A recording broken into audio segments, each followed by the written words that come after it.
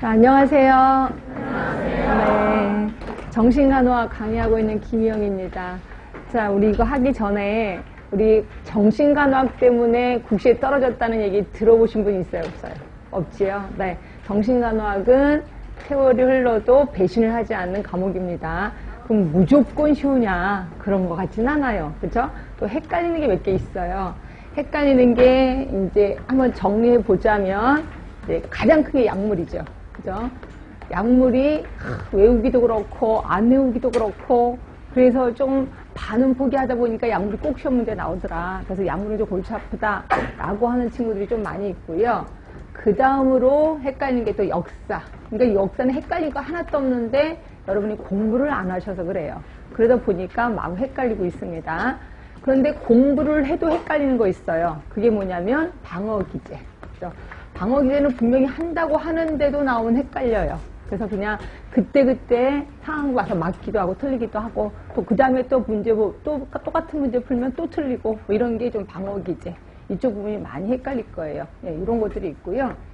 그 다음으로 한다면 이제 케이스. 그래서 케이스가 나오고 뭐 환자가 이렇게 행동을 했다. 간호사는 어떻게 접근할 거냐. 그래서 이런 거 대부분 맞는데 또 간혹가다 헷갈리는 게 좀 있어요. 그죠? 그래서 이런 것들이 우리를 많이 좀 혼란스럽게 한다 하시면 되고, 이 중에서 약물은 제가 과감하게 포기하겠습니다. 왜냐면 약물에 대해서는 제가 뭐 예전에 막 성심성의과에 자기에서 외우세요 그랬더니 아무도 안 외우시더라고요. 그래서 이건 할 필요 없겠다 해서 약물은 포기하겠습니다. 포기하고 여러분들도 약물은 그렇게 많이 안 나와. 한 문제 또는 두 문제 나오거든요. 많이 나와요.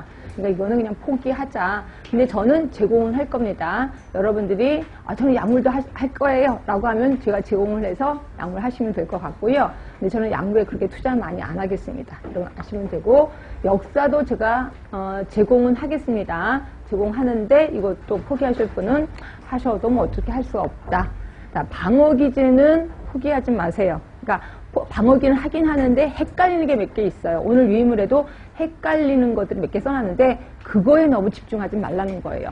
다른 거는 다 하시되 het갈리는 부분은 집중하지 마라. 근데 어떤 분들은 요 헷갈리는 부분에 목숨을 거시는 분이 있어요. 그래서 막 밤에도 저한테 전화하시고 이게 뭐 도대체 어떻게 되냐고 막 흥분하시는데 그것 때문에 숲을 못 보는 경우가 많아요. 그래서 그런 거는 그냥 이렇게 과감하게 포기하자라고 하는 거고요. 그러니까 이거는 대부분은 포기하지 마실 때 헷갈리는 부분은 이해가 안 되면 포기할 수밖에 없습니다. 그 다음에 케이스 같은 경우는 이거야말로 그냥 본인 사고방식이 문제거든요. 근데 케이스마다 각각 이해가 안 되는 것들이 있어요. 이거는 본인 사고방식이 약간 조금 정상이랑은 좀 다르구나 이렇게 생각하시면 돼요. 죄송하지만. 네, 그래서 이거는 아무리 제가 설명드려도 이게 해결이 안 되는 부분이 이 부분이에요. 그래서 이렇게 하다 보면은 나머지 거는 절대로 포기하면 안 되겠다 이렇게 생각하시면 돼요. 왜냐면 포기할 게 조금 몇 개 있어서 이걸 다 다른 것도 혹시 실수라도 틀려 이제 과락이 되는 거죠. 그러니까 다른 건 절대로 포기하면 안 되고 이런 것들은 조금 등한시해도 좀 그렇다 이렇게 생각하시면 될 것 같아요. 자, 이 정도로만 제가 잔수를 좀 할 거고요. 그 다음에 이제 바로 들어가는데, 자, 책은 208쪽인가 봐요. 208쪽. 저는 그래서 각 개념을 한번 훑어드릴까 해요. 1번부터 11번까지. 뭐 정신건강, 간호 이해, 인간의 이해 쭉 해서 각 개념을 한번 쭉 훑어드릴 거고요. 그리고 이거를 갖고 모의고사로 들어갈 겁니다. 결국 모의고사로 들어가는 게 요번 주는 안 될 것 같아. 다음 주도 한 3번째 시간에 들어갈 수 있으려나? 하여튼 개념을 딱 훑어드리고 들어가도록 하겠습니다. 자, 소리가 너무 작은 것 같은데. 그쵸? 네, 그래서 보시면, 자, 나눠진 유의물도 있고요. 자, 이제 들어갈게요. 209쪽에 1번입니다. 1번. 자, 가정폭력 예방을 위해 정신보건센터에서 실시할 수 있는 중재로 올바른 거. 자, 정신보건센터 어디에 있죠? 혹시요? 보건소에 있습니다. 그리고 정신보건센터는 백그라운드가 되는 법이 정신보건법이에요. 정신보건법에 의거해서 시군구에 하나씩 두개끔 되어 있습니다. 그리고 시군구에 보건소가 있으니까 보건소에 두겠구나 이렇게 생각하시면 되고요. 이곳에서 하는 일은 그냥 감으로 잡으실 수밖에 없어요. 이런 거 다 외부도 없고 법에는 되게 많아요. 하는 일이 이제 감으로 잡으시면 되는데 이 문제는 예방을 위해서야. 예방을 위해서니까 우리가 알고 있는 1차 예방, 2차 예방, 3차 예방인가? 근데 그 중에서도 그냥 순수한 예방. 그러니까 1차 예방 쪽이라고 생각하시면 돼. 그래서 그걸 봤더니 문제는 다 미리 예습해 오셨죠? 네. 답은 몇 번이세요? 1번이에요. 1번이 가장 순수한 예방이다. 이건 쉽게 풀릴 겁니다. 자, 2번이요. 자, 우리가 알고 있는 1차, 2차, 3차를 제시하래요. 이런 것도 틀리면 절대로 안 됩니다. 자, 1번 위기 중재를 말한다. 몇 차? 예? 위기 중재 2차입니다. 2차. 자, 정신장애 치료 기간을 단축한다. 2차입니다. 정신장애 치료 비용을 절감한다. 2차입니다. 정신질환에서의 재활과 합병증 예방 무조건 3차네요. 조기 발견 2차네요. 그래서 지금 문제는 3차 예방을 올바르게 설명하는 것은, 그러니까 답은 4번이 됩니다. 4번. 자, 3번이요. 이제 역사 얘기 좀 나옵니다. 사람 얘기 나옵니다. 다 봤더니 예전에는 그거 아실 거예요. 폐쇄된 병원 치료. 그래서 정신질환자들은 죄를 받은 사람이다. 그래서 깊은 감옥에 가다 뒀죠. 그러니까 그렇게 폐쇄된 병원에서 치료하다가, 그죠? 그리고 보시면 소수의 환자, 다양한 치료진으로 구성된 공동체에서의 민주적 분위기의 환경요법을 표방한 치료적 지역사회로. 이 사람 좀 외워두셨으면 좋겠어. 왜냐면 이분 때문에 정신질환자들 병원에 아니라 지역사회로 꺼내기 시작했거든요. 그래서 이분은 꼭 외우셔야 돼. 그래서 이분이 지역사회 정신간호의 대표적인 사람인데요. 누구냐면 맥스웰입니다. 맥스웰. 이분은 치료적 공동체를 제시한 사람이고요. 우리 맥스웰 하면 맥스웰 커피 생각하시면 돼요. 커피 어디서 먹는 게 좋아요? 병원에서 먹는 게 좋아요? 들판에서 먹는 게 좋아요? 들판, 야외에서 먹는 게 좋아요. 결국 이분들은 환자를 지역사회로 끌어내신 분입니다. 그래서 맥스웰 하면 치료적 공동체 기억하시면 되고요. 자, 옆에 분들도 얘기해 드리겠습니다. 베일리라는 사람. 자, 베일리는 이분은 정신간호학 교과서를 처음으로 만든 사람. 정신간호학 교과서를 처음으로 만든 사람. 간호사지요. 베일리입니다. 이분 때문에 우리가 힘들어지고 있습니다. 자, 그 다음에 크레펠린. 자, 이분은 정신병은 죄를 받은 게 아니다. 뇌의 병이다 라고 얘기했어요. 그러니까 뇌가 병이 생긴 거니까 그 병을 치료해주면 된다라고 하신 분이 크레펠린이에요. 자, 그리고 이분은 정신분열병을 뭐라고 표현했냐면 조발성 치매다 이렇게 표현했어요. 조발성 치매. 일종의 치매라는 거죠. 치매라는 거예요. 근데 젊은 시절의 치매다. 치매는 나이 들어서 오는 게 치매인데 그게 아니라 어린 나이, 젊은 나이에 치매가 온 거다. 이렇게 얘기를 했습니다. 자, 페플라우 이분 대인관계 이론 우리 자주 만날 겁니다. 치료적 인간관계인 대인관계 이론을 제시한 분이에요. 그래서 페플라우는 처음에 우리 간호사를 만났을 때, 그러니까 처음에 환자를 만났을 때 전상호작용, 이거 들어보신 적 있을 거예요. 이 단계를 제시한 사람이 페플라우. 그래서 이분은 자주 만날 겁니다. 그 다음에 피넬도 자주 만날 거예요. 왜냐하면 피넬 이분은요, 아까 폐쇄된 병원 치료에서 인도주의적 치료를 하신 분이 피넬이거든요. 필리피 피넬. 그래서 정신과 환자들은 그렇게 매를 때리거나 쇠사슬을 묶어서는 안 된다. 그래서 따뜻한 햇볕을 좀 쬐게 한다든가 따뜻한 차를 마시게 해야 된다든가 이런 식으로 치료를 해야 된다고 했던 분이 피넬입니다. 자, 그리고 이 5분 중에 자, 기억하실 분 맥스웰 꼭 기억하세요. 치료적 공동체. 그리고 페플라우는 단계로 우리 수시로 만날 거니까 굳이 외우지 않아도 외워지더라고요. 그리고 피넬 이분도 좀 자주 나오시는 분입니다. 그래서 이 3사람만이라도 알아두시는 게 좋을 것 같아요. 자, 그 다음에 4번입니다. 4번. 우리 간호가정, 우리 정신과에서만 적용하는 거 아니지. 성인에도 적용하고, 지역사회도 다 적용을 합니다. 그럼 이러한 간호가정을 적용해서의 좋은 점이 아닌 것은 뭐냐 이거죠. 자, 1번, 직무 만족도 높인대요. 근데 솔직히 현장에서는 좀 스트레스입니다. 간호가정 적용하려면. 근데 일단 이론적으로는 직무 만족도 높인다라에 찬성하셔야 돼. 간호 실무 범위를 구체적으로 제시해준다. 그런 것 같아요. 대상자가 자신의 간호에 참여할 수 있다. 왜? 대상자랑 같이 사정도 하고 진단도 같이 내리는 거니까. 그러니까 참여하게 할 수 있는 거 괜찮을 것 같아요. 자, 대상자의 재원 기간을 단축시킵니다. 물론 닥터들은 이제 승인하지는 않아. 근데 우리가 생각하기에 재원 기간이 단축된다라고 주장하고 있습니다. 그러면 답은 5번이 틀렸다는 거네. 5번이. 자, 치료 요원들이 정보 등을 각각 수집해서 정보의 정확성을 비교할 수 있다. 뭐가 틀렸을까요? 예, 각각 수집한다는 게 그렇잖아. 그렇죠? 그러니까 한 사람을 대상해놓고 뭐 간호사가 A라는 간호사, B라는 간호사 각각 하는 거죠. 각각 해서 서로 비교해봐. 그러면 안 되겠죠. 그럼 어떻게 해요? 제일 좋은 건 뭐냐면 내가 이렇게 해서 간호 과정을 적용해서 간호 진단을 내렸어. 그러면 다른 간호사가 보고 아, 이 사람은 이런 상태구나라고 의사소통할 수 있겠죠.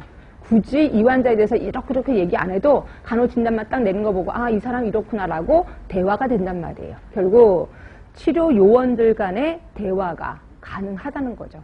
전문 직종 간의 대화가 가능하다. 그래서 의사들이 보더라도 간호 진단 딱 보고 아, 이 사람 이런 상태네 라고 이해가 될 수 있게끔. 예, 그래서 이거는 대화가 가능하게 되는 거지 서로의 정확성을 비교할 필요는 없다 하시면 돼요. 답은 5번이 됩니다. 자, 그 다음에 5번이요. 자, 이거는 예전에 한번 얘기했었던 것 같아. 이거 지역사에서 얼추 얘기했었던 것 같은데 제가 신, 이원론 이게 나중에 신, 이론론으로 갔다. 이거 WHO의 건강의 개념 할 때 얘기했을걸요. 그리고 지금은 생활 개념이다라고 얘기했었던 거 기억하시나요? 자, 심신이론은 마음과 몸은 따로따로다 라고 얘기한 거예요. 이게 19세기 이전입니다. 이전. 그리고 심신이론론은 마음과 몸은 하나다. 그래서 마음이 아프면 몸도 아프고 몸이 아프면 마음도 아플 수 있다. 이게 19세기. 그리고 여기는 결국 신체적, 심리적 여기 나옵니다. 그러니까 신체적, 심리적이 아니라 정신적 여기 들어간 거죠. 거기에 플러스 사회적인 건강이 하나 더 들어가는 게 생활 개념. 그래서 이건 20세기입니다. 그러니까 신체, 정신, 사회적 건강 이게 생활 개념. 네. 그러니까 이런 거는 기본이니까 알아두시면 돼. 예, 그러면 예전에 여기는 뭐예요? 신체 개념이지. 몸에. 정신이 아픈 건 우리가 못한다 그랬습니다. 하늘에 계신 하느님이 알아서 하는 거고요. 우리 인간은 신체에 대해서만 관리할 수 있다. 그래서 신체 개념이에요. 이거는 심신 개념이고, 이거는 생활 개념이고, 이렇게 생각하시면 돼요. 그래서 그거에 대한 겁니다. 자, 봤더니 올바른 거를 고르래. 자, 1번입니다. 신체와 정신은 구분할 수 없다. 뭐예요? 심신 이론론이죠. 그죠? 괜찮을 것 같은데. 자, 2번입니다. 신체와 정신은 구분할 수 있으며 서로 관련이 있다. 구분할 수 없다. 라고 얘기를 했었습니다. 그래서 틀린 거고요. 자, 근데 서로 관련이 있다. 이건 맞습니다. 그 다음에 신체와 정신은 아무런 관련이 없다? 아니지. 관련이 있습니다. 신체적 문제, 정신적 문제가 동시에 있어. 그럼 어떻게 할까요? 동시에 중지를 해야 되겠지. 누구 먼저 해주는 거 아닙니다. 신체적으로 건강해, 정신적으로 건강하다? 아니요. 정신적으로 건강해도 신체적으로 건강할 수 있습니다. 그래서 정확한 답은 1번이 됩니다. 하시면 되고요. 그 다음에 6번입니다. 이론 나옵니다. 이것도 조금 헷갈리긴 할 겁니다. 이론에 대해서도. 근데 하여튼 이론은 전체적으로 포기하면 안 돼. 너무 양이 많기 때문에. 35세 된 남자가 아내를 구타해서 가정법원에서 접근금지 명령을 받았어요. 자, 이 남자는 어릴 때 어머니가 아버지로부터 구타당한 것을 보고 배웠다는 거죠. 그죠? 그럼 이거는 무슨 이론일까요? 사회학습 이론. 어릴 때부터 배운 겁니다. 사회생활 하면서 배운 겁니다. 사회학습 이론 하시면 되고요. 자, 인간관계 이론, 이게 뭐냐면 대인관계 이론이야. 대인관계 이론. 똑같은 말입니다. 대인관계 이론, 아까 사람 이름 배웠는데 페플라우, 옳지, 페플라우의 대인관계 이론. 이게 인간관계 이론입니다. 그래서 단계가 있다. 얘기를 해서 이따가 단계 배울 겁니다. 자, 인본주의 하면 로저스를 얘기를 해요. 인본주의 하면 인간 위주라는 건 알겠는데 정확히 뜻을 잘 모르겠어요. 이런 분이 있어서 제가 얘기해 드릴게요. 의자는 왜 만들어졌어요? 의자는 앉으려고. 그러면 돼지는 왜 태어났어요? 먹히려고. 인간에게 먹히려고. 그러면 인간은 왜 태어났어요? 없어요. 용도가 없어요. 인간은 그냥 존재 자체예요. 이게 실존주의예요. 다른 애들은 다 만들어진 목적이 있어요. 의자는 앉으려고, 책상은 공부하려고, 또 책은 또 공부하려고, 다 이렇게 왜 태어났는지가 있는데 인간은 그런 게 없어요. 그래서 이걸 실존주의 개편합니다. 그렇죠? 존재 자체다. 이거를 로저스가 얘기를 했고요. 그 다음에 인지이론이 있습니다. 자, 인지이론은 뭐냐면 인지 잘못 해석한 거예요. 잘못 해석한 거. 예를 들어서 어떤 귀신이 있어요. 귀신 무서워요, 안 무서워요? 그걸 잘못 배운 거예요. 잘못 안 거예요. 그럼 귀신이 억울한 귀신도 있잖아요. 착한 귀신도 있을 거 아니에요. 재밌는 귀신도 있을 거 아니에요. 예, 그런데 우리가 어릴 때부터 엄마가 야, 너가 잘못하면 귀신 너 잡아간다. 그러니까 계속 잘못 배운 거예요. 잘못 아는 거예요. 이거 우리 인지이론 이렇게 얘기해. 인지이론. 자, 정신 분석하면 생각나는 사람 있는데. 프로이드. 프로이드의 정신 분석. 그러니까 프로이드는 정신을 분석한 거죠. 그래서 어렸을 때 해결하지 못했던 사건을 분석한 거예요. 그래서 어렸을 때 해결하지 못한 것들, 갈등을 이제 해석해서 분석해서 지금 이런 상태가 됐다라고 가르쳐 주는 거. 이걸 정신 분석, 프로이드입니다. 프로이드는 워낙 유명하니까 외워두셔야 돼. 네, 이렇게 해서 자, 여기서 사회학습 이론은 당연히 뭔지 감이 잡힐 거고, 인간관계 이론하면 페플라우, 아까 얘기했었었고, 정신 분석하면 프로이드. 이거 좀 기억해 두시고요. 인본주의는 그게 자주 안 나와요. 그러니까 여기서도 세 가지만 기억하시면 돼. 자, 요거 그래서 정신 분석에 대해서 조금만 더 들어가는 게 오늘 나눠드린 유인물일 겁니다. 오늘 나눠드린 유인물 잠깐 볼게요. 자, 오늘 나눠드린 유인물의 6번을 보시면 아까 가정폭력에는 사회학습 이론이 있다라고 얘기했는데 요거 말고도 또 있어요. 사회학습 이론은 분명히 배우는 거라고 얘기를 했어요. 그리고 폭력 주기 이론이 있는데요. 이 폭력에는 단계가 있다 그러네. 1단계부터 3단계입니다. 굳이 외우지 마시고 감을 좀 잡으시면 돼. 맨 처음에 이제 폭력 주기 1단계는 긴장 형성 단계예요. 그러니까 예를 들어서 매를 맞는 엄마가 있어. 그럼 이제 엄마가 슬슬 이렇게 분위기가 여기 남편이 술 먹고 저기서부터 골목에서 노래 부르고 와. 와, 저 인간 들어오면 또 나 때리겠구나. 그럼 더 긴장 형성 단계. 그렇죠? 요 단계입니다. 자, 폭력, 드디어 폭력일 두 번째 단계, 폭발 단계입니다. 엄청 때리는 단계겠죠. 그렇죠? 그래서 봤더니 2시간에서 24시간 동안 지속됩니다. 심한 경우. 그럼 요거를 중지시키는 사람 누구야? 가해자. 그렇죠? 때리는 사람이 이제 지쳤어. 그럼 이제 끝나는 거예요. 그죠? 그만해. 그러면 더 때리는 거 아시죠? 하여튼 요거 오직 가해자 본인만이 이 단계를 중지시킬 수 있다. 그리고 요 단계가 끝나고 나면 1월 단계로 갑니다. 그 다음날 술 깨고 미안해 다시는 안 그럴게 발도 씻어주고 커피도 끓여주고 다 해줍니다. 요걸 우리 1월 단계 이렇게 표현해요. 그래서 대부분 폭력주는 요 3단계로 하는데요. 더 웃긴 건 뭐냐면 그 밑에 보세요. 하지만 만성적인 폭력 주기는 긴장 고조, 폭력적인 파괴. 뭐가 빠진 거예요? 미롤 단계가 빠집니다. 그러니까 만성적인 건 미롤 단계가 빠지고 계속 1, 2단계가 왔다 갔다 한다. 이렇게 생각하시면 돼요. 자, 이렇게 있고요. 자, 그 다음에 7번째는 우리나라 정신관의 발달을 좀 봤습니다.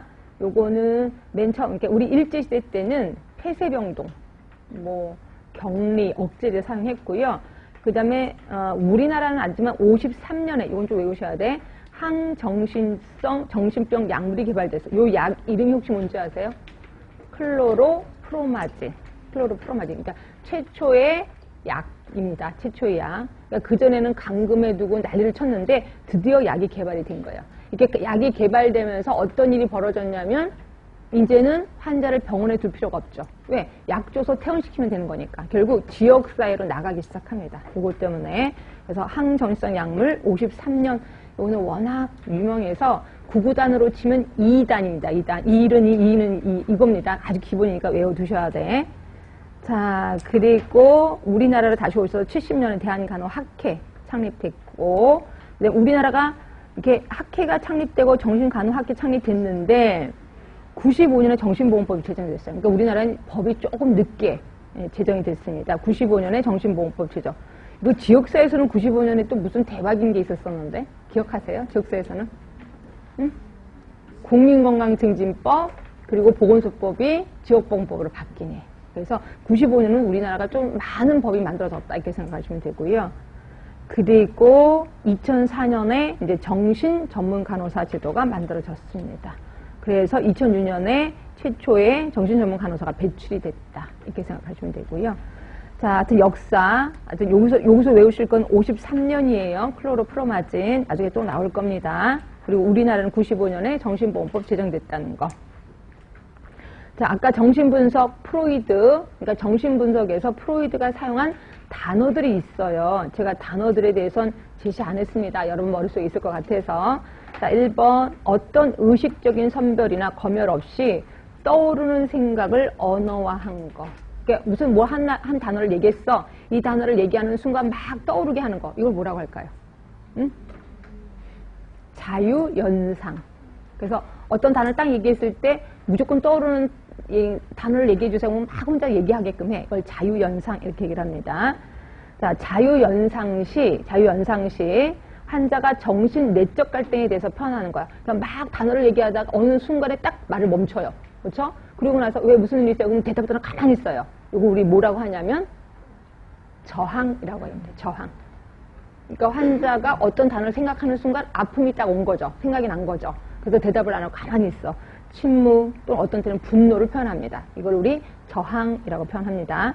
3번은 웬만하면 아시던데 치료 과정에서 환자가 정신분석가에게 보이는 강한 긍정적, 부정적인 느낌. 네, 전이라고 합니다. 이거 웬만하면 아시더라고요. 이거는 환자가 느끼는 겁니다. 환자가 치료자를 보고 이제 느끼는 감정을 전이라고 해. 그럼 반대로 있죠. 치료자가 환자를 보고 느끼는 거. 그걸 뭐라 그래? 역전이. 예, 그게 네 번째 역전입니다. 결국 정신분석에서 사용하는 단어는 4개밖에 없어. 자유연상, 저항, 전이, 역전이. 그래서 이런 단어가 나오면 무조건 정신분석, 프로이드 이렇게 생각하시면 됩니다. 하여튼 그렇고요. 다시 오세요. 그래서 정신분석에 대해서 조금만 더 깊게 들어갔습니다. 자, 다시 7번 이제 문제 푸세요. 이거 조금 전에 유인물을 봤기 때문에 답을 쓸 수 있을 것 같긴 해. 자, 올바른 거예요. 일제강점기 폐쇄병동 맞지요? 네. 그리고 53년에 항우울제라고 했어요, 아까? 항정신병 약물. 이름이 뭐라고요? 클로로프로마진. 53년이었습니다. 자, 70년에 대한간호학회 창립됐고 정신간호학회가 분리됐다. 맞아요? 아까 몇 년이야? 70년에 대한간호학회 그리고 71년에 정신간호학회가 창립됩니다. 1년 차이로 이렇게 문제가 또 다르게 나올 수도 있구나. 자, 95년 정신보건법이 통과됐습니다. 맞죠? 근데 전문간호사 제도가 실시된 거는 2004년. 그래서 틀린 거고. 자, 5번에 2004년 전문간호사 제도를 실시해서 정신전문간호사 처음 배출된 건 2006년. 네, 그래서 답은 1번이다. 하시면 되고요. 자, 8번입니다. 이거는 뭐 문제를 읽어보나 마나. 자, 누가 느끼는 거예요, 지금? 환자가 느끼는 거야? 치료자가 느끼는 거야? 치료자가 느끼는 겁니다. 그러니까 답은 역전이. 답은 1번이고요. 자, 근데 이게 치료자가 느끼는 역전이 중에 하나가 기분 좋은 거라면서요. 환자가 오늘 너무 얼굴이 이뻐요. 어저께 뭐 화장 잘하셨어요. 그럼 기분 좋아요, 안 좋아요? 예, 근데 그것도 역전이래요. 그게 역전이래요. 환자가 나를 칭찬해서 기분 좋은 건 역전이래요.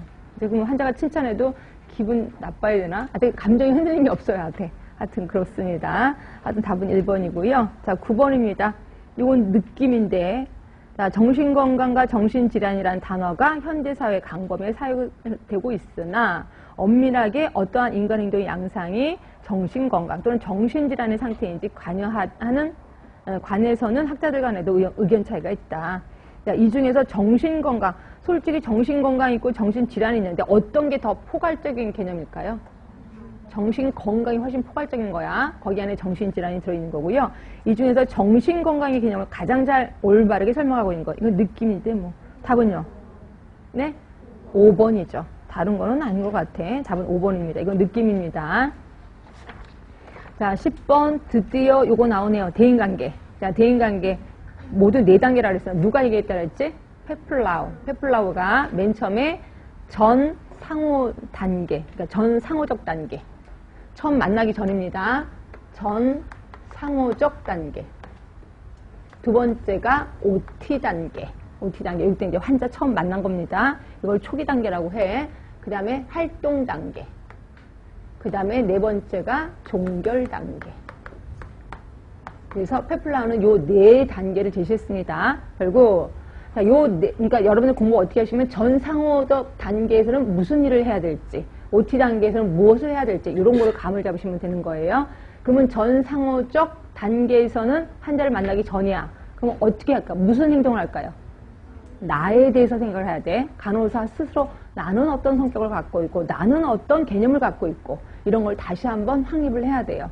그리고 OT 단계 환자를 처음 만났습니다. 그럼 처음 만나서 제일 중요한 거는 목적을 설정해야 돼. 그죠? 목적 설정. 자, 물론 진단도 해야 되겠죠. 환자의 상태에 대해서 진단하고, 목적 설정. 자, 목적 설정 다 했으면 이제 활동을 합니다. 활동 쭉 하고, 그 다음에 종결 단계를 말 그대로 종결 단계. 이렇게 하시면 돼요. 이렇게 4단계. 그 다음에 각 단계에서 무슨 일이 벌어지는지 여러분 감으로 잡으실 수밖에 없어요. 자, 그러면 대상자, 일단 볼게요. 대상자와 상호 간의 계약을 맺는다. 어느 단계? 어느 단계일까요? 계약하는 거. OT 단계에 일어날 것 같아요. OT 단계. 자, 대상자와 함께 목적을 수립한다. OT 단계. 자, 환자가 긍정적인 대처 기전을 쓰도록 조언한다. 네. 이게 얘기를 해준다 그랬어요. 그럼 활동 단계겠지 뭐. 활동 단계 때 이렇게 조언을 해주겠지. 환자에게 자신을 소개한다. OT 단계. 환자와 개방적인 의사소통을 실시한다. 이거는 활동 단계도 괜찮고 OT 단계도 괜찮을 것 같아요. 그렇죠? 그냥 전체적으로 개방적인 의사소통을 하는 거니까. 자, 그러면 지금 문제는 초기 단계에서 간호사가 해야 될 일이 아닌 것은이야. 그럼 답은 몇 번으로 하실래요? 당연히 3번으로 하셔야 돼. 만약에 3번이 없다면 5번도 괜찮습니다. 그런데 3번이 활동이니까 아, 답은 3번이구나 이렇게 생각하시면 되고요. 자, 그러면 제가 지금 얘기하는데 요 4단계 중에 어떤 건지 한번 얘기해 주세요. 자, 약물 남용에 대한 간호사 자신의 감정을 동료 간호사와 이야기해 본다. 예, 상호전 단계예요. 자, 대상자가 왜 도움을 청하는지를 결정한다.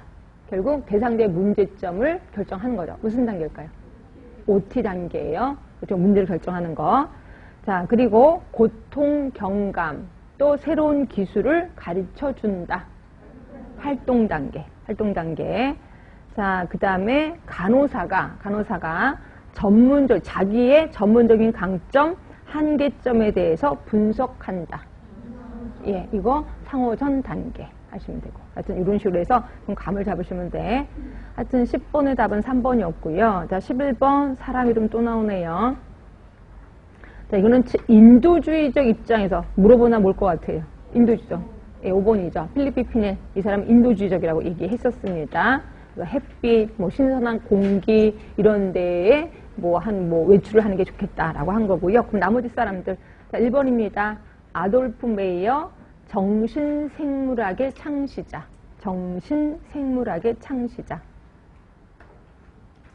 자, 두 번째, 벤자민 러시라는 사람이 있는데요. 러시하면 뭐 생각나세요?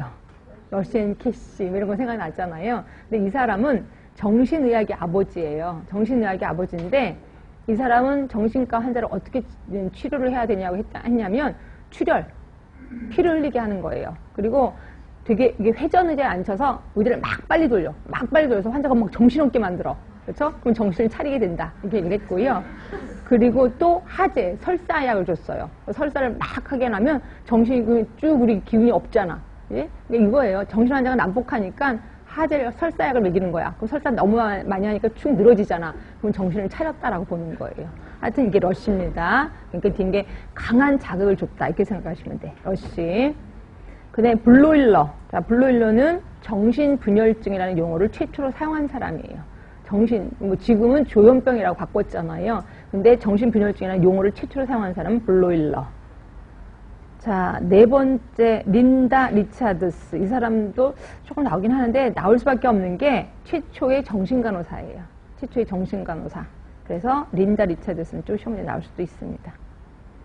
자, 하여튼 이게 특징적인 것만 좀 얘기를 했고요. 외울 사람은 다 외우시는 게 좋고, 피넬이라도 꼭 기억하세요, 피넬. 자, 12번입니다. 이것도 느낌이네, 뭐. 자, 문명시대 이전의 정신질환에 대한 생각 몇 번일까요? 5번이에요. 이거 제가 따로 설명 안 드립니다. 자, 13번이요. 정신건강을 사정하는 데 있어서 기준이 되는 내용으로 가장 적절하지 않은 거. 이것도 느낌인데. 답은요? 답은 1번이죠.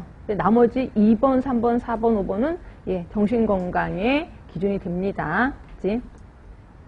정신건강에 대해서 얘기하는 사람 있잖아요. 우리 정신간호학 처음 배웠을 때 이론 배웠던 친구들은 아실 텐데 누가 뭐 정신건강이 있다 없다를 얘기한 사람 모르세요? 제일 처음 나온 사람이 있었는데 맨 첫 장에 나온 사람 몰라? 네, 모르면 저도 몰라. 얘기 안 해. 한 명이라도 있으면 얘기해 주려고 그랬더니 그 사람이 그랬잖아요. 뭐 자기가 뭐 자존감이 있느냐 없느냐, 그리고 또 환경에 지배당하느냐 지배하느냐, 이런 거에 따라 정신건강이 있다 없다, 이걸 얘기를 했거든요. 기억 안 나요? 기억 안 나? 나중에 한번 봅시다. 다음 주에 한번 볼게요. 우리 정신간암 맨 첫 장에 나오는 사람입니다. 이 사람 이름이. 하여튼 그렇고요. 그 사람이 이런 얘기를 했어요. 인간관계 기술이 좋다, 뭐 주위에 적절히 파악할 수 있다, 스트레스 잘 견뎌, 이런 것들을 얘기하면, 이런 것들을 다, 이런 능력이 있으면 정신건강이 있다라고 얘기를 한 거예요. 하여튼 그렇게 보시면 되고, 일단 답은 1번입니다. 자, 14번이요. 또 나오네. 정신건강과 정신질환을 비교한 것으로 올바르지 못한 거, 이거는 좀 감이 조금 떨어질 수도 있는데, 일단 답은 몇 번으로 하셨어요? 네, 3번이에요. 결국 1번. 과거보다 정신건강, 정신질환에 대한 관심이 높아지고 있어요. 왜? 스트레스가 많으니까. 자, 2번. 많은 사람들이 정신건강을 단지 질환이 없는 상태로 혼동하는 경우가 많다. 근데 아니라는 거예요. 정신건강과 정신질환이 없는 건 좀 다른 거예요. 자, 4번입니다. 정신건강과 정신질환에 대한 정의를 내릴 때 개인의 행동 특성에서만 국한시켜서는 안 된다. 예, 맞아요. 정신건강의 개념은 정신질환 개념보다 더 포괄적이다. 아까 정신건강이 훨씬 포괄적이다라고 얘기를 했어요. 답은 3번이고요. 자, 15번입니다. 정신건강 증진 개념 중, 1차 예방, 2차 예방, 3차 예방 또 나오네. 자, 올바르지 못한 거 몇 번? 4번은 몇 차? 3차예요. 나머지 전부 다 1차고요. 자, 16번입니다. 자, 건강교육을 실시할 때 기대되는 결과로 가장 올바르지 못한 것은, 자, 건강교육을 실시할 때, 이것도 느낌인데요. 답은요? 3번 있죠? 그러면 이건 뭐야? 그러니까 정신건강교육이니까 의사소통 능력 증진되는 거 맞고, 또 스트레스에 대한 이해를 증진하는 거 맞고, 그런데 아픈 가족 구성원들이 비공식적인 사례관리를 조기에 받을 수 있다? 이건 뭘까? 건강교육, 그럼 이게 뭐가 틀린 거예요? 비공식적인 게 마음에 안 들어요. 그냥 공식적인 사례관리를 조기에 받을 수 있다는 거지. 공식적인. 그래서 답은 3번이고 나머지는 다 맞을 거예요. 자, 17번입니다. 스트레스에 대한 대처 기전을 설명한 내용으로 올바르지 못한 거, 이렇게 되어 있습니다. 근데 요거 혹시 문제 푸신 분은 스트레스에 대한 대처 기전을 두 개로 나눠놨구나. 이 문제를 어떻게 나눠놨냐면, 하나는 정서 중심, 스트레스 자체를 아니야 난 할 수 있을 것 같아 라고 마음가짐을 다잡아, 이건 이제 정서 중심. 또 하나가 직접 스트레스를 돌파하는 거, 직접 액팅하는 거. 이게 크게 두 개로 나눠놨구나 기억하시면 돼. 자, 이 중에서 올바르지 못한 거를 얘기를 하고 있습니다. 몇 번 나왔어요? 2번이요. 자, 일단 볼게요. 1번. 개인의 자원을 초과하거나 부담이 되는 문제가 있을 때 지각되는 요구를 극복하려고 하는 노력으로서 고통을 유발하는 문제를 다루거나 변화시키는 것을 정서 중심의 대처 전략이라고 한다. 괜찮을 것 같은데. 요구를 극복하려 노력함으로써 고통을 유발하는. 자, 두 번째, 걱정해야 할 더 중요한 일이 있다고 결론 짓는 것은 정서 중심 대처 전략에 해당이 된다. 뭐가 틀렸어요? 올바르지 못한 거잖아. 네? 어떤 거? 그러니까 더 중요한 것이 있다고 결론 짓는 거. 네? 정서 중심? 정서 중심이 틀렸어요. 그럼 뭐예요? 이게? 그러니까 보면 스트레스가 있어. 이거에 대한 대처가, 자, 크게 두 가지로 나누는 거예요. 하나는 정서 중심. 그러니까 생각을 다르게 갖는 거야. 생각을. 이게 스트레스가 왔어. 근데 이거를 이거보다 더 중요한 게 있어. 그러니까 이건 스트레스가 아니야 라고 생각하는 거. 그러니까 마음가짐을 다르게 하는 걸 정서 중심이라고 얘기하는 거고요. 또 하나는 직접 실시하는 거야. 스트레스가 왔어. 그럼 그거를 해결하려고 직접 액팅을 하는 거예요. 직접 실시하는 거. 액팅. 이게 크게 두 가지로 이 문제를 구분을 한 거예요. 스트레스를 이길 수 있는 방법을 두 가지로 한 거예요. 하나는 마음가짐, 하나는 직접 하는 거. 그러면 여기 마음가짐 잠깐 보시면 걱정해야 할 더 중요한 일이 있어. 이건 별거 아니야 라고 하는 거. 그럼 정서 중심 대처 전략이에요? 아니에요? 맞지 않아요? 네, 이건 맞아요. 자, 세 번째입니다. 문제 중심 대처 전략에는 문제를 정의하고 대안적인 방안을 산출해서 대안을 선택해서 실행하는 것이 포함이 된다. 문제 중심 대처 전략을 또 하나 더 집어넣습니다. 문제 중심 대처 전략. 그러니까 이게 솔직히 직접 액팅이랑 똑같거든요. 그러니까 문제 여러 가지 스트레스가 있으면 이 중에서 우선순위를 매기는 거야. 그래서 가장 중요한 건 하나에서 요거를 직접 해결하는 거야. 그걸 우리 문제중심 해결법 이렇게 얘기합니다. 문제중심. 그래서 문제중심 대처 전략은 문제를 정의하고 이거에 대해서 어떻게 해결할 건지를 산출해서 그리고 실행하는 것이 포함된다. 괜찮을 것 같아요.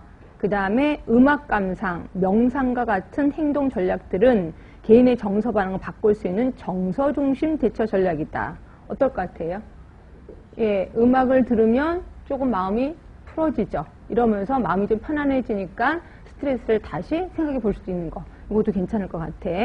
자, 5번 정서 중심 대처 전략에는 상황의 의미를 바꿔서 위협을 감소시키는 것이 포함이 됩니다. 어떨 것 같아요?